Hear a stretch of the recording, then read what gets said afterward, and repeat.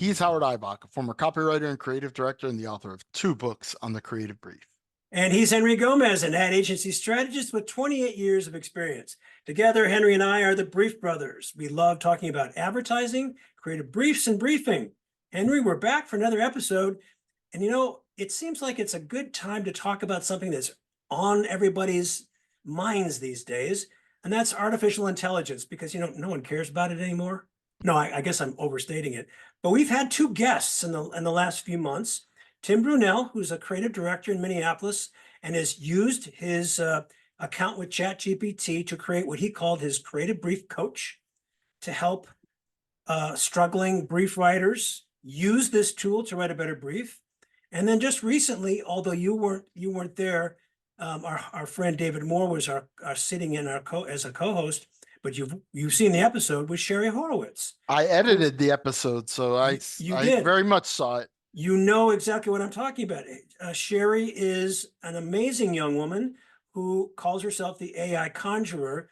And because she's got such a deep background in art and literature, she's a trained poet, master's degree in poetry and poetics, and well-versed in many, many subjects. She's brought all these skills together to become a prompt, the new title is the prompt engineer. I think she becomes a master prompt engineer to facilitate the tool to draw pictures, to draw art for her.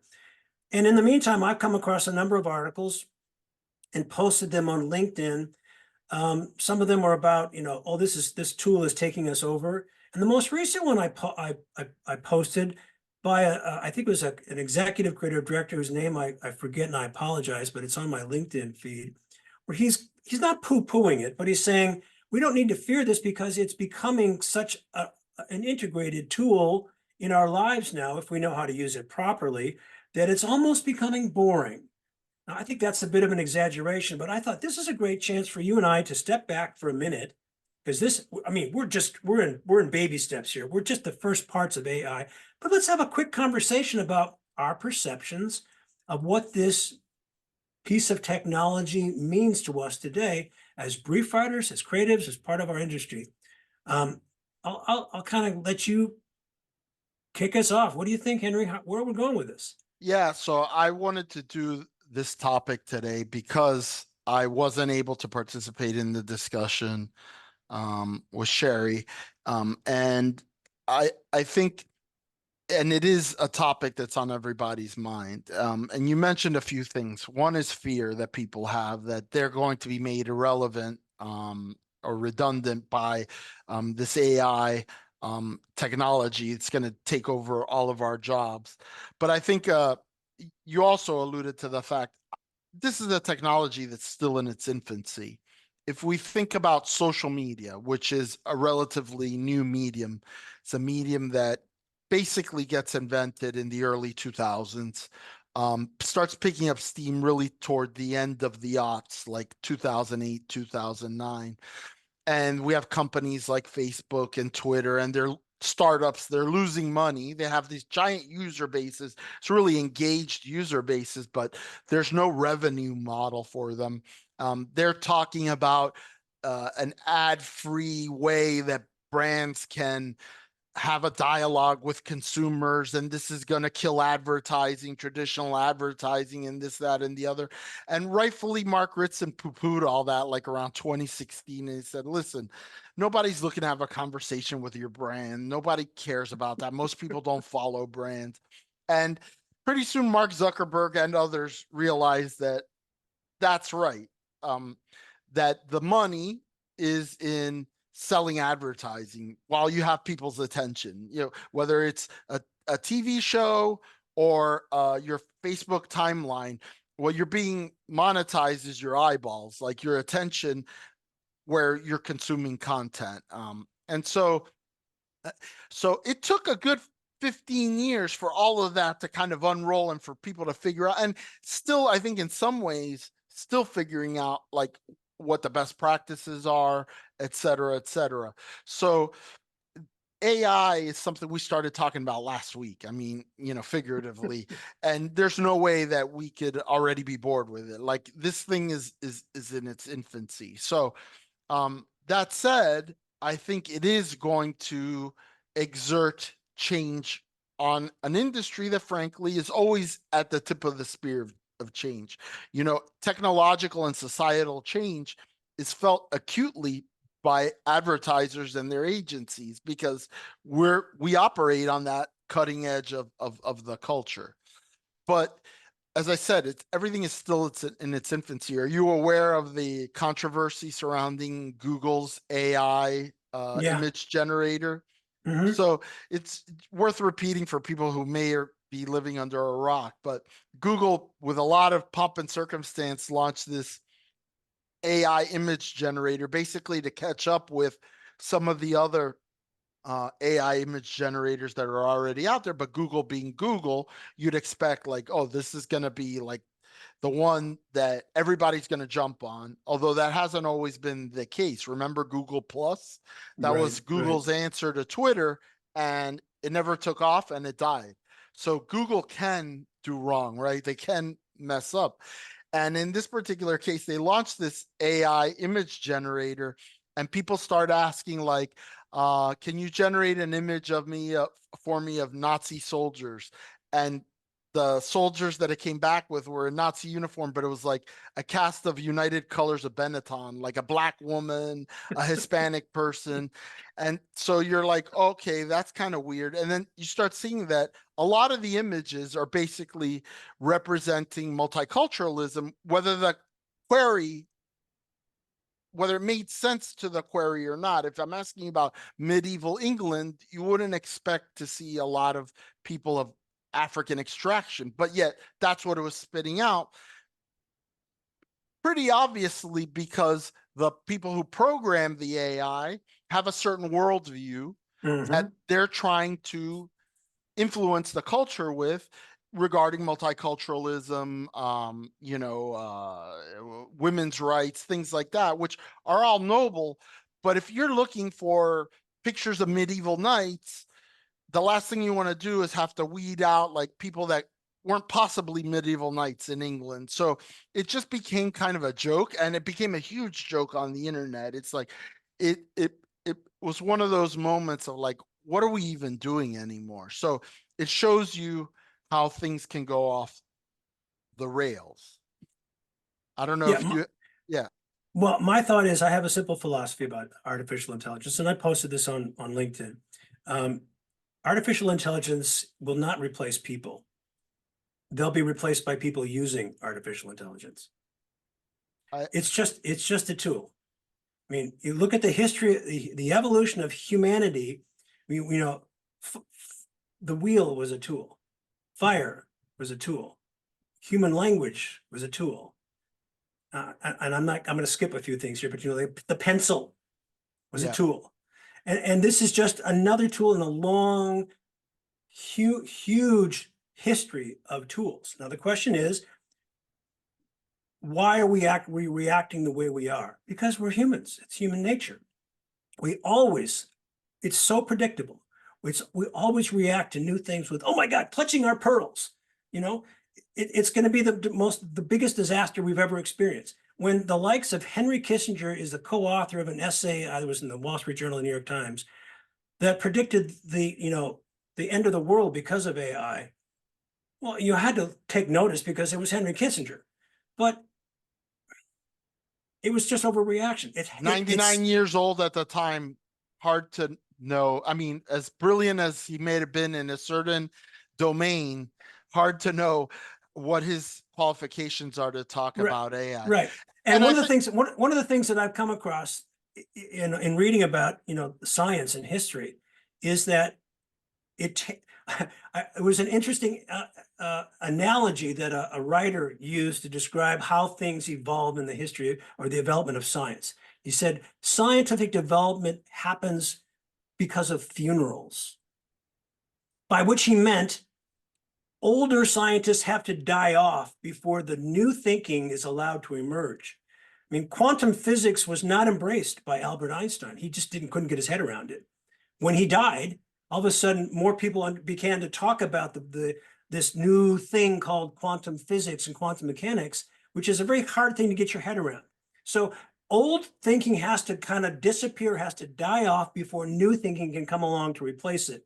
And that's what's happening now. We are reacting as alarmists and uh, this great deal of fear related to a tool, but that's all it is a tool. I think the people who are the most afraid of it are probably justified in their fear. Yeah. They're the ones who maybe are not quite ready to use this tool. So I want to zero in on a couple of specifics, and I also reference the conversation we had with Sherry Horowitz, or that you had with her, um, because instead of talking in abstractions, or I want to talk about real life. And Mhm. so I'm going to give an analogy. So when I got started in advertising in 1996, there was what was called a service bureau. And service bureaus at the time were places where you would have print advertising process for printing in the newspapers or the magazines, what have you, right? And so we used to use a service bureau that was called ImageWorks. It had been previously called TypeWorks because previously you had typesetters, and then the desktop publishing revolution, thanks to Steve Jobs and Apple in a lot of ways, changed and it computerized a lot of what used to be done by hand. The advertising paste stubs and the typesetting, all of that became computerized.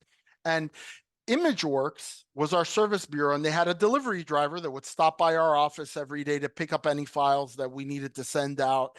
And there was a urban legend, I don't know if it was true or not, but there was an urban legend that the delivery driver that would pick up at our office and drop off at our office had been a typesetter who said, I don't believe in the computer. That's just a fad. It's never going to go anywhere. And he went from having this very precious job that very few people could do to becoming a delivery driver. Essentially, he became obsolete because he didn't embrace the new technology.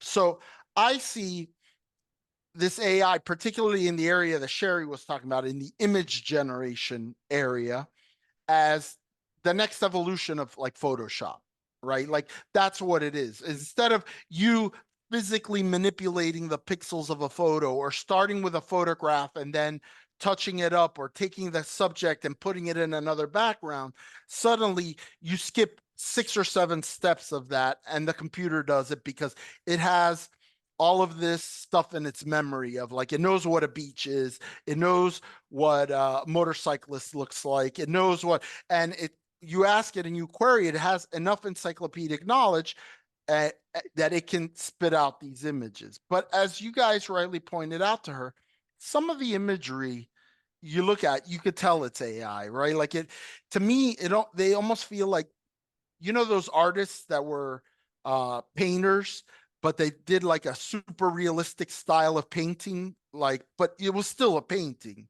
That's what a lot of this AI image, it looks like an artist, a super realist artist Right. was But you have to get past that, Henry, though. And that's what we talked about. I don't object to the fact that you can tell, although, David Moore and I both admitted that we had seen this little quiz in either the Wall Street Journal or the New York Times. Look at these images and tell us, is this real or is this AI? And there were 10 images and I only got 2 right. So the bigger point is, not does it look fake, but how, isn't it amazing that you can type in words and get imagery like that? oh Whether you like it or not, whether you think it's fake or not, you can produce it by just typing in words. That's the absolutely. revelation. Absolutely. And my point wasn't to poo-poo it. It was, but to get going back to still in its infancy, it's only Right. going to get better from here. Well, Right. imagine I mean, if we could bring back Sherry in just a year Yeah. from now, Yeah. what will be the evolution of her skills? But now I want to get to the other part, which is, what are we using it for?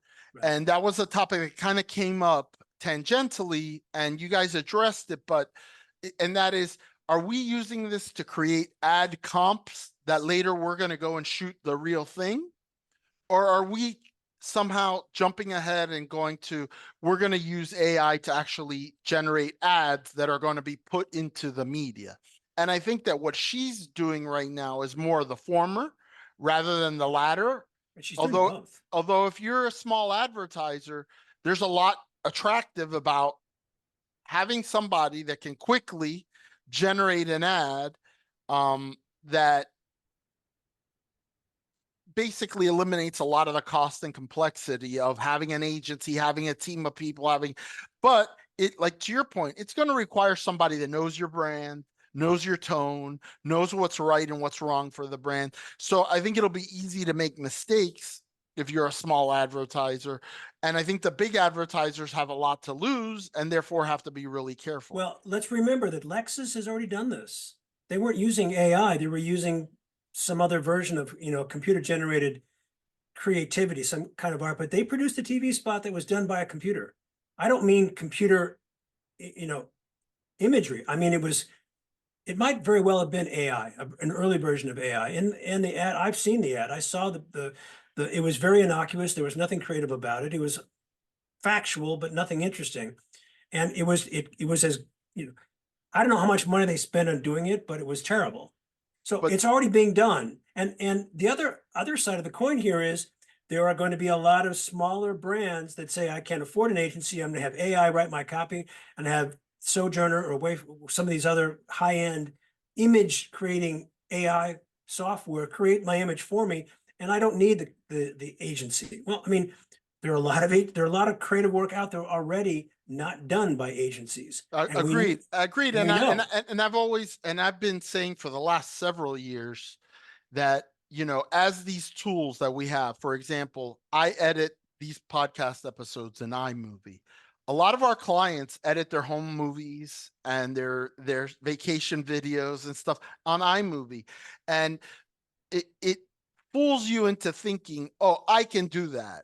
But the truth is, what I do on iMovie to edit our podcast episodes is nothing compared to the expertise of the editors at a real legitimate studio, a Right. post-production facility, and what they can do and the magic that they can do. As the tools get better, it becomes easier for me to do fancy things. But by the way, it also becomes they're doing even more stunning things. So they're always gonna be ahead of the curve.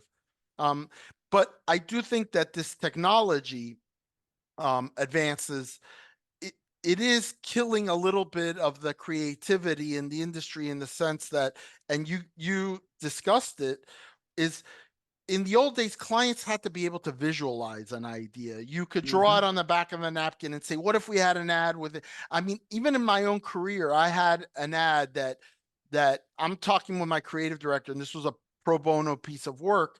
And he sketched for me the original idea on a napkin, and I bought it, and then he had it done. Uh, we're spoiling clients into they need to see a finished or a very nearly finished product before they can approve it. And But I that don't think happened that, before AI. I mean, yeah, that happened before a AI. 100%. It happened with Mm-hmm. Photoshop and with all, and so we are kind of contributing to the atrophying of that creative muscle within the clients, the ability to talk about an idea in the absence of the details of the execution to say, oh, that's a really good idea. And then let's talk after we like the idea, what's she going to wear? What's she going to whatever? And the last topic, I don't know. Okay. I just disagree because I look back and again, this comes from my grounding in art history and literature and science. And I'm not the most erudite person on the planet. I'll be the first to admit that. There are others who read far more than I have, who visited museums, who've talked to people.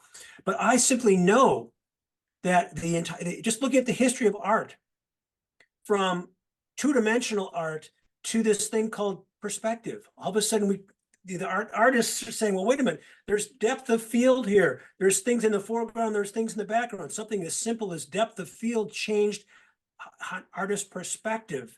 You look at the murals in Egyptian hieroglyphs, it's just everything is flat.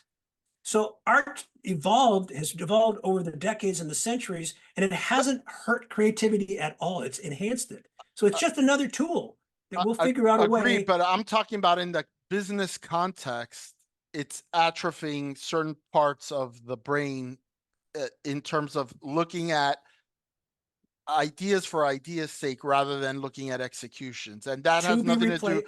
that has nothing to do with AI. Like you said, it has to do with just, we've spoiled clients into seeing finished ads Yes, before they were supposed to be seeing finished ads, when we're supposed to be having a true. debate about the idea. But And there will I'll be, add, and I'll add, in this history of art history, it's not linear either, because right, the Romans knew about depth of field, and their art exhibited it. We had the Roman Empire collapses, we have a dark age, and we had to rediscover it in the Renaissance, right, right? right. And what's old is new again. Maybe in the future, when we're all tired and bored of these super realistic AI images, those Egyptian hieroglyphics will be the way we do advertising, because it'll be something new Well, and that's my different. point. That's my point, because it's like maybe we have spoiled clients to expect a certain way to look at something, but that will be replaced by something else. What is it? I have no idea. But I just know that human innovation is unstoppable. It is just it's a constant. A And hundred percent. what is going to come around to replace this? Plus, there will always be those special brand folks, the people who are just by an order of magnitude more visionary, the Steve Jobs of the world, who will see things and they'll keep raising the bar in a way that we can't see quite yet. Everybody in the future, everybody will be able to do advertising, but not everybody will be able to do good advertising. Well, there you go. You said it better than I could. So, Yes. so in a lot of ways, the future looks a lot like the past. Now, one topic that you guys touched on was Sherry, and I think that this is one that it still remains to be seen, is, let's say you generate an image with AI. It's completely AI generated.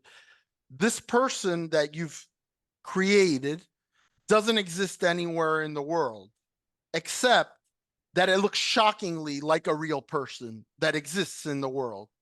And that person lives in a country that has the wherewithal to say, hey, you're using my image and likeness. Is the cover of, oh no, that was generated by this program, whatever. Doesn't matter. That's still my face that you're, and a jury of 12 people is going to look at that and say, that's his face. And so we're the same way that when I was growing up, there was kind of like this urban legend that we all have a twin somewhere in the world, right? And okay, that's fine that you can find somebody that looks amazingly like me. Well, what are the chances that AI is going to generate somebody that looks exactly like you, that's your twin? And who owns that? Do you own that as an individual living in the United States, that likeness and image of yourself? So I think from a legal standpoint, it's a brave new world that we're going to have to, as marketers, confront, particularly the big brands that have a lot to lose. Like if the pizza place generates an AI image that looks like you're not going to be able to sue them and get a bunch of money. But if Amazon creates an ad with a model that looks like you're going to go after them, and they're either going to have to settle or they're going to lose the case. This has already happened. Good stuff, Henry. Good stuff, Howard. He's Henry Gomez. And he's Howard Eibach, and together we're the Brief Brothers. Till next time, bye Bye bye. bye.